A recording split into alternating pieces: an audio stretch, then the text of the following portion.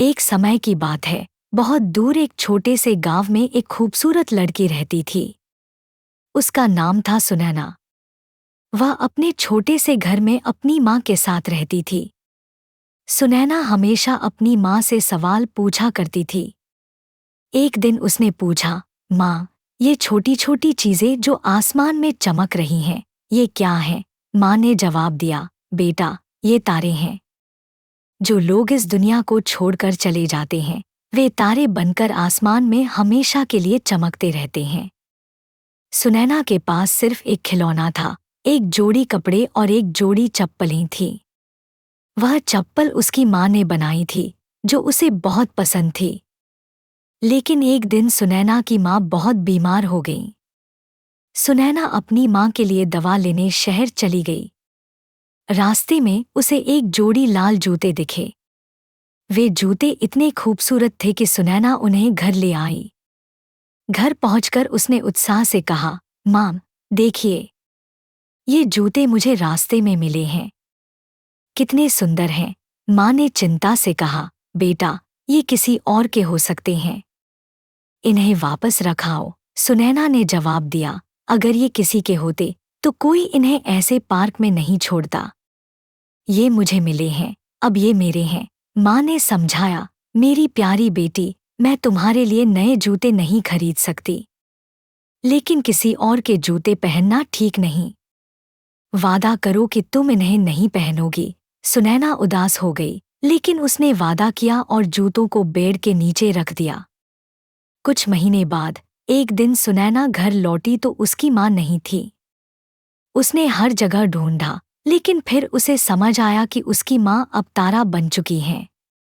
अगले दिन जब वह अपनी माँ की कब्र पर जा रही थी, उसने वे लाल जूते पहन लिए। कब्रिस्तान में सबकी नजरें उसके जूतों पर थीं, क्योंकि वे बहुत चमक रहे थे। लेकिन सुनैना को कोई परवाह नहीं थी, उसे वे जूते बहुत पसंद थे। उसी दिन एक राधा आंटी वहां रुकी। उसे पता चला कि सुनैना की माँ का देहांत हो चुका है। उसने सुनैना से कहा, प्यारी बच्ची, मेरे साथ आओ। मैं तुम्हें कामयाब बनाने की पूरी कोशिश करूंगी। सुनैना राधा आंटी के साथ रहने लगी।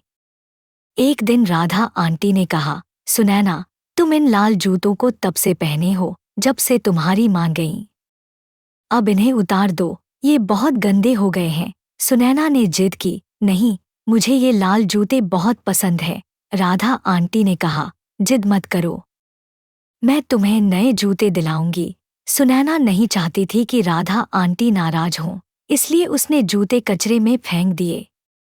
कुछ दिन बाद राधा आंटी ने सुनैना के लिए नए नीले जूते लाए, लेकिन सुनैना को वे पसंद नहीं आए।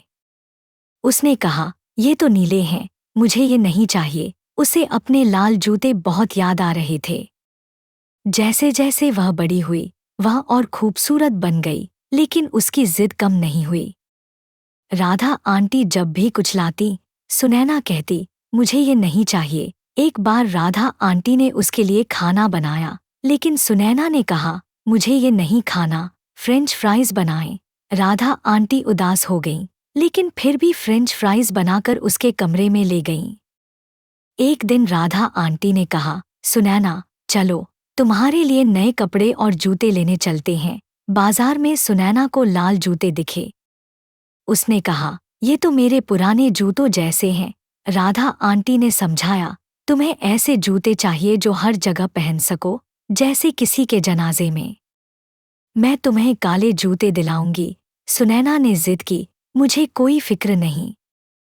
अगर आपने मुझे लाल जूते नहीं दिलाए तो मैं बिना जूतों के जाऊंगी। राधा आंटी ने काले जूते खरीदे, लेकिन सुनैना की खुशी के लिए लाल जूते भी ले लिए।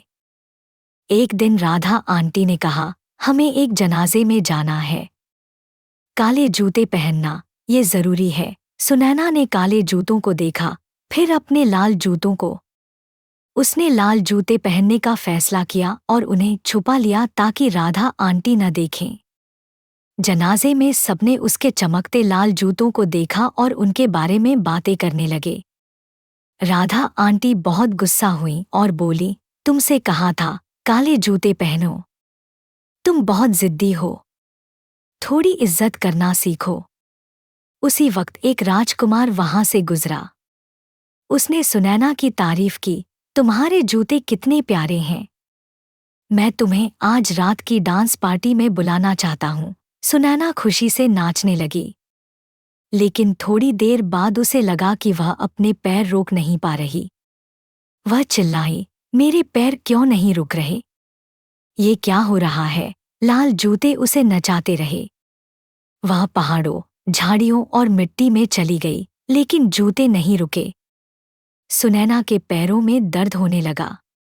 उसने चिल्लाकर कहा, मैं जिद करना छोड़ दूंगी। तभी जूते उसके पैरों से निकल गए और अकेले नाचने लगे।